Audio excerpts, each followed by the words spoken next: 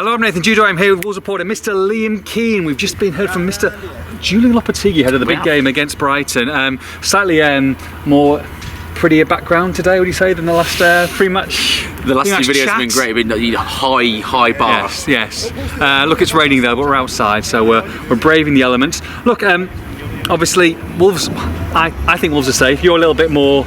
No, I do think they are. You're a bit more nervous, Nelly. But I don't want to say it until it's mathematically secure. But I do think they are. Well, Julian Lopetegui agrees with you. He wants another win. He wants some more points. He says mathematics isn't his strong point, so he wants in both. I know. Trying to get you to do 10% off a ticket price is impossible.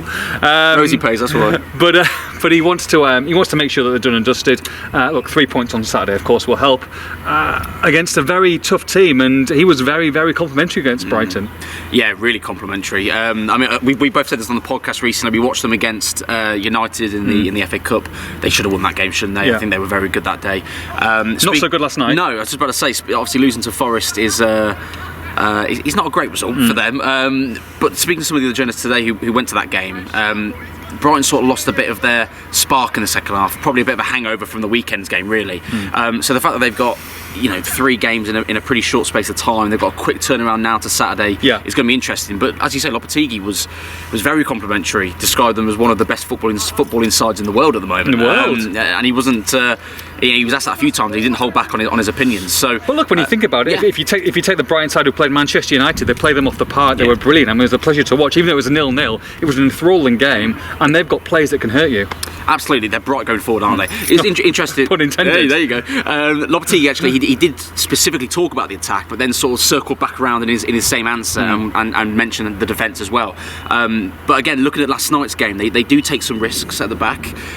They love to play out from the back. They have to go into the centre halves, normally within the own box. I know Wolves have been similar to an extent, but I think Brighton do it very well most of the time. But they give clubs and other teams opportunities, don't they? The problem is, as I was just about to say, you've got to stop them going the other direction. It looks like Evan Ferguson might be back as well. Speaking last night, De Zerbi said that he's hoping he'll be back from an ankle injury, so he's obviously, I know he's an 18-year-old lad, but at the same time he's had a very good season. Mitoma's dangerous. Solly March, I think, is a very industrious player. So look, they've got talent. They've got a good spark going forward, and they've got young players going forward, and I like what they bring. So it's going to be a tough afternoon. Yeah, it's an interesting game really, because let's be honest, Brighton probably outperformed what people thought this season. Wolves have underperformed what people expected. But you think, if the season started tomorrow, Brighton and Wolves would kind of be, aiming for the same goals in the Premier League. So it's a good test for Lopetegui. Yes, I know they need some more points, but the pressure's off it slightly. The players can hopefully play with a bit more freedom, and it'll be a good test. I think this could be a really good game, a sneaky good game. Well, I hope so, because I don't think they've been very good games either for Wolves in terms of performances or even at their ground at the Amex. But I think so. I hope so. Look, as I keep coming back to this, but Wolves under Lopetegui have been a bit more conservative away from home. It depends on the way that Lopetegui approaches the game. Is he going to approach the game with Wolves desperate to come away with a point, or is he going to approach the game to try and counter and take the opportunities that Brighton will give to you? If he does the latter, it could be a really exciting game, as you say. If he does the former, it could be a bit of a dead rubber. So it's going to be a tough one. That's the first thing I'll say. But Wolves, coming back to your point, I've got more than enough quality to get a result. I think you have to go there with some confidence as well. Look, plenty of I guess people pushing for a place in the starting lineup. Do you think we'll see many changes from Tuesday night? It's Lopetegui, so probably. To his credit, and to the point he made as well, coming off the Leicester game, quick turnaround, make changes. Palace did the same as well. Coming off the Palace game, probably making changes. What will be interesting is whether he sticks with the 4-4-2, which he did stick despite the changes in those 2 games. And away from home, he hasn't often done that aside from the Leicester game. So that will be the biggest talk point for me, as the system he sets up with. And interesting whether Costa, because we both didn't think he would start a game so soon after Leicester, whether he plays again third time of the week. Tuesday, Saturday, 34-year-old. I mean, look, he played 89 minutes. 89 minutes, exactly. Yeah. So, but 89 minutes, but looked strong. He looked very strong, and he looks a lot more athletic now. He looks he was chasing the balls down. He was aggressive. I would like to see him start because he deserves it on his performances. It's whether his body will allow him to. So that's a big question. Look, he's probably got a better chance, you think, than Raul Jimenez, who hasn't been in the squad recently. So you think if he is going to go with a second striker, which we believe Cunha plays better with a second striker, then he'll go with him. But there are other people knocking on the door. Pablo Sarabia, Daniel Podence, Pedro Neto, those kind of wide forwards, Adama Traore, all not starters on Tuesday night. And you've got to think that if he does change it around and maybe plays Cunha up top on his own with Hwang, if he keeps his place, that one of those players will come in.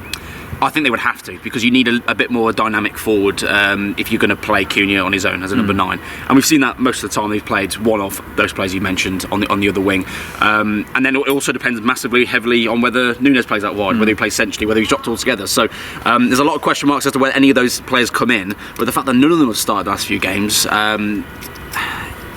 leads me to the question of whether they will start again Saturday.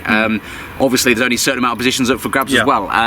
Where does he bring Aït-Nouri or Raul back into the squad, for example? So there's a lot of competition here at the moment.